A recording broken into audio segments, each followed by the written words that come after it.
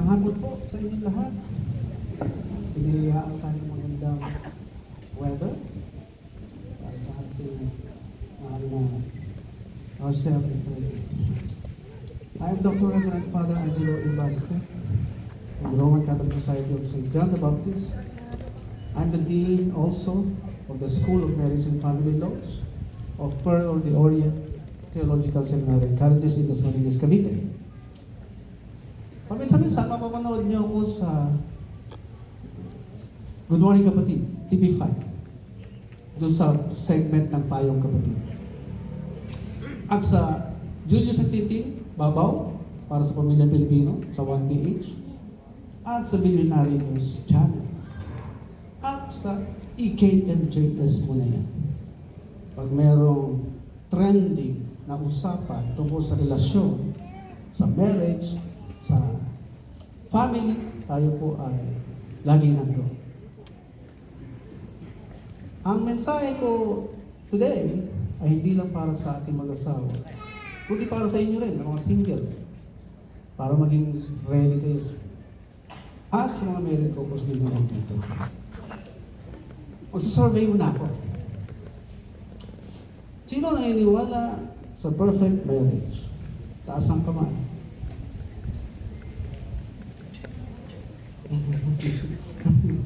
Nakatingin sa akin. Wala. May malaking problema tayo. Di ba? Kayo dalawa dapat nagtataas kayo kamay. Di ba? Pero tayo hindi naiintindihan. Kilala niyo si Socrates, great philosopher. Sabi niya, wisdom is the beginning of definition of terms. I-define mo yung word, maintindihan mo. So siguro natin maintindihan yung perfect. Tsaka marriage. Now, here's the meaning of the word perfect. Perfect means alignment. Alignment. Kapag ikaw may mga plano sa buhay at natutupad dahan-dahan, you can say to yourself, my life is perfect. Tapos natupad lahat ng aking dreams, ang aking goals. Ganun din sa loob ng bahay, di ba? Pag meron kayong mga inaayos, so think about this concept. Pag produkto, may design. Appliances, cellphone, camera, etc. May design yan. Saan galing yung design? Doon sa designer. Doon sa gumawa ng produkto. At pag dumating sa iyo yan, yung produktong yan, meron booklet sa ibabaw. Ang tawag dyan, law. Nagaling from the word manual. Manual. That is the law of the product. Pag sinabing law of the product, hindi ka pwede mag-suggest kung anong gagawin mo doon sa produkto. Otherwise, hindi mo magagamit na matagal. Masisira. Hindi ka pwedeng, pag sinabi ng booklet, huwag ilapit sa apoy. Hindi mo pwedeng ilapit sa apoy talaga yun. Pag sinabi ng booklet, huwag babasain. Hindi pwedeng basain talaga. Ano mangyayari? Hiiksi ang buhay ng produkto. Wala kang choice. Hindi ka pwedeng mag-opinion. Hindi ka na-entitled doon. Ang marriage po ay meron na naunang nag-design. It's someone else's design or product. Kaya di mo pwedeng ipasok sa marriage yung nalalaman mo kung paano ka tinuruan ng magulang mo about marriage. Kung hindi siya naka-align sa design ng marriage, ng totoong creator ng marriage, you cannot insist on that. Hindi mo pwedeng sabihin na, eto kasi pinakita ng parents ko kung paano sila magbangayan sa loob ng bahay. Ito yung pinakita ng parents ko, ano yung tsura ng marriage. No? Kasi manggagaling daw talaga sa environment natin at sa DNA natin yung paniniwala natin. Kaya dangerous yan kapag hindi pinakita sa'yo ng parents mo yung perfect marriage. Kasi daladala mo, ganito pala noon ang marriage. Naalala ko sinasapok ni daddy si mommy. Naalala ko sinisipa niya yung mga kapatid ko. Dala-dala mo yun. Yun ang nakita mo. Yun ang pinakilala sa'yo ng parents mo. So that is a violation of the design of the product called marriage. Now, what is perfect? Alignment. Punta tayo sa marriage. Sabi ng family code, Article 1, marriage is a special contract. Bakit special? Kasi may ordinary. Ito ang marriage, special contract. Ito ang ordinary contract. Ano ba yung ordinary contract? Pwede ka magpasok ng mga terms and conditions mo. Nagbagawa ka ng bahay, bumili ka ng kotse, bayaran mo to, gawin mo to. Terms and conditions natin yun. Basta wala tayong nilalabag na batas, customs, public policy, etc. Kikilalanin siya ng korte. Kasi ordinary civil contract. It's the meeting of the minds, sabi ng batas. Sa marriage daw, hindi na pwedeng ipasok ang ating terms and conditions. Not subject to stipulations. Ano nakalagay doon sa mga nag-aral ng law? Pag sinabi not subject to stipulations, bawal nang ipasok sa marriage ang inyong mga terms and conditions. Ano ba lagi natin binibitbit sa marriage? Yung sarili nating terms and conditions, yung sarili nating paniniwala. Pangalawa, ano pa? Mga bisyo. Alak, babae, sugal, sigarilyo. Bakit bawal lahat sa marriage siya? Sige nga, pag-isipan niyo, makakatulong ba yung apat na yan sa marriage? Alak, makakatulong. Sugal, makakatulong. Babae, makakatulong. Sigarilyo, makakatulong. Lahat yan, pwedeng magpaiksi ng iyong buhay. Kawawa naman yun ang pangasawa mo. Ha? Binibigit mo pa rin yung bisyo mo. Hindi na pwede na sabihin mo sa asawa mo, nag-asawa ka ng maldita, magtiis ka. Hindi na pwede sabihin mo sa asawa mo, nag-asawa ka ng sugarol, magtiis ka. Eh, bawal na ang bitbitin yan eh. Not subject to our stipulations. I-google nyo ngayon, Article 1. Marriage definition. So, pag hindi na pwedeng galing ang mga vices o mga bisyo sa marriage because you have all the days in your life kung single ka to enjoy yourself.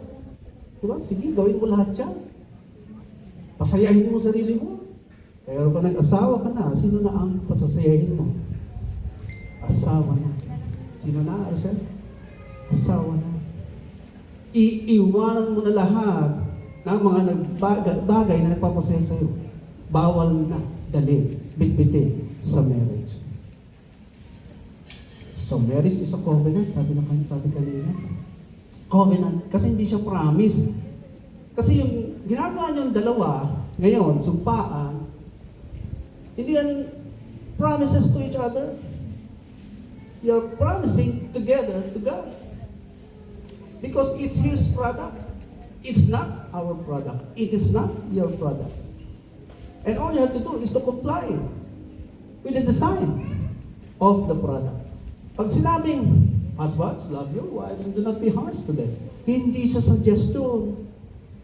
Hindi siya recommendation. It's a divine law. Dalawang klase po ang ating batas. Kaya if you don't know the divine law, magkakaproblema talaga ang marriage ninyo because you are abusing the product.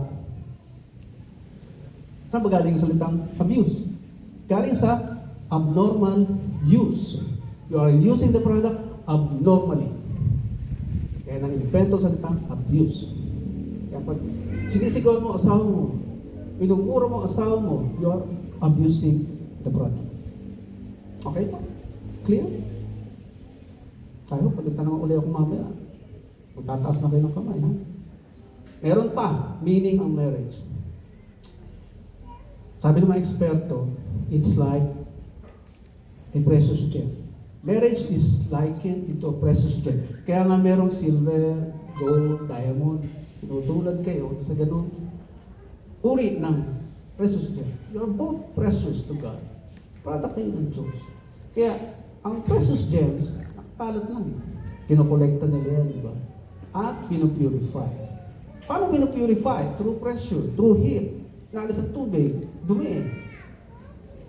Kaya meron talagang away sa marriage. Bakit? Pinupurify kayo eh. Kaya habang nagtatagal ang pagsasama ninyo, dapat nawawala na yung mga pangit na ugali, yung mga maruruming asal, habang nagtatagal. Kaya, sabi ni Mark Twain, American philosopher, you will never understand marriage until you reach a quarter of a century. Ilan yon? A quarter of a century? 25 years. Huwag mo ipagmalaki yung 10 years. Huwag mo ipagmalaki yung 15 years. Huwag mo ipagmalaki yung 20 years. Pag malaki mo, pag nandun na kayo, lumampas na kayo sa 25, 26 years na kami. Bakit? Silver na kami.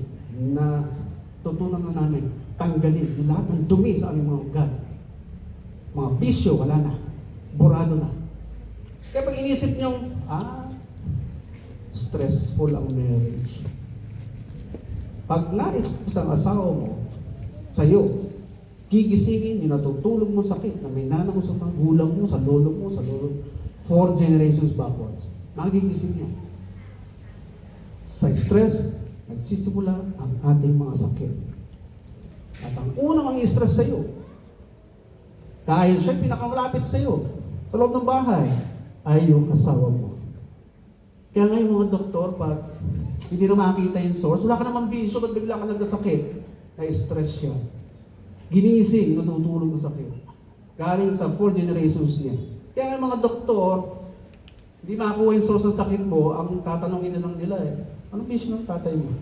Anong bisyo ng lolo? Anong bisyo ng lolo mo? Doon na nila sinecheck. Kaya, ano tawagan yung dalawa? Dear, honey, darling, baby, sabihin mo sa katabi mo, please, huwag mo ako stressin. Baby, ikaw naman. The goal is supposed to be to grow old together. Walang iwanan. Kaya ka nga, hindi ka na magbibisyo Kasi, hindi mo pwedeng iwanan, nag-iisa yung asawa mo. Walang iwanan. Grow old with you. Kasama kang tumanda. Which is supposed to be, sabay kayo. Haharap sa Diyos later on. Walang iiwan sa suffer. Diba? Kaya po ang sign ng marriage. And you are supposed to grow together. Papunta doon sa inyong vision. Talking about vision, this will help you know kung anong purpose niyo sa buhay. Hindi lang basta kayo nag-asawa para lang sundin yung sinasabi ng simbahan ng magpakarami. Hindi, may mas malalim na reason doon. Your presence should benefit other people. Albert Einstein, only a life lived for others is a life worth living. Mas magkakaroon ng meaning ang inyong pagsasama if your presence together is very beneficial sa ibang tao. Now, let's talk about who is the head. Confused tayo kaya ito lang tataas ng kamay. Who is the head in the marriage? Ang design ng marriage, only one head. Bakit? Kasi kailangan nyo mag-isa, katawan. At God is a very organized God. Hindi siya nag-create ng isang katawan tapos may dalawang ulo. Ang tawag doon, monster. Yung bang ipipilit mo, hindi, mas marunong ako sa iyo, husband. Mas may doctorate ako sa iyo, mas mahaba experience ko sa iyo, dapat ako masunod sa marriage. Talagang gulo yan. Diba? So Genesis chapter 1, yes, you're both created with power, with authority, to have dominion over the fish of the sea, the fowls of the air. Pareho pwedeng maging leader ng organisasyon, ng bansa. Merong power pareho. Noong single pa sila. Chapter 2, biglang nag-asawa. Kailan nagsimula ang marriage? Noong nakita niya yung babae. This is now, bone of my bones, flesh of my flesh. Meron ng pag-aangkin. Meron ng acknowledgement. Doon mo sinimula ng marriage. Kasi yung sexual act, later na nangyari. Nung inoferan mo siya ng relationship, you enter into relationship, meron ka ng mindset, akin ka lang. Hindi ka na pwede makapag-usap sa iba. Hindi ka na pwede makapag-date sa iba. Diba? Siya nagpasimula ng marriage. Hindi mo siya pinersa. Buti naman. Diba? Sa lalaki, nagsisimula lagi ang marriage. Kaya pag yung lalaki, may problema pa. Hindi pa tapos pag-process sa sarili. Biglang nag-asawa. Challenging ang marriage. Kaya balikan ko yung sinabi ni Mark Twain. Life is too short para punuin natin ng bickering, siraan ang ating pagsasama. Life is too short. Pahalagaan niyo ang buhay niyo. Yun ang dream natin, humaba buhay natin. We want to enjoy life. So don't stress one another. Pag naka-25 na kayo, that's your first goal. Pwede nyo lang pagmalaki. You pass. The first test. Because the second test will be 50 years. Golden. And the third test would be diamond. Becoming a precious gem. So, ang pangangailangan ng lalaki, huwag mong kalimutan. Respeto. Hindi sila matatakot, yung mga husbands, hindi takot yan, na malaman na hindi na sila mahal ng kanilang asawa. Alam niyo kung saan sila mas takot? Kapag hindi mo na siya nire-respeto. Mas takot sila doon. And how to show respect to the husband? How? Bawal sermonan. Bawal diktahan.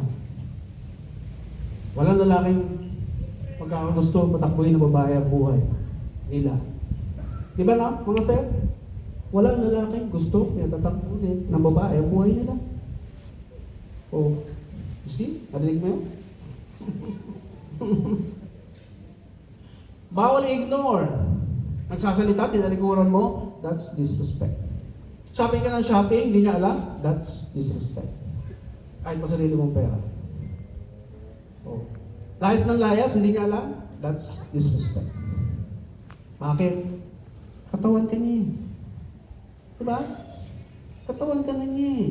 Kailangan malaman niya kung nasan yung part ng katawan niya. Hindi yung, dito pala ako sa grocery ha. Sorry, hindi ko nasabi kanina. FYI, may insulto siya. Bawal, insulto yun ang husband. Yun ang hindi natin nalalaman. Kampanya ng kampanya, every 18 days to end vow. Hindi naman natutumbok yung solusyon eh.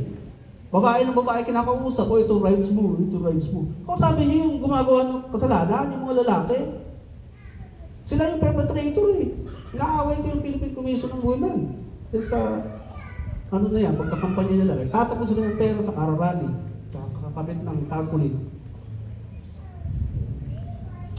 And so, naman, finally, ito na lang, last. Ready? Last. Ano pa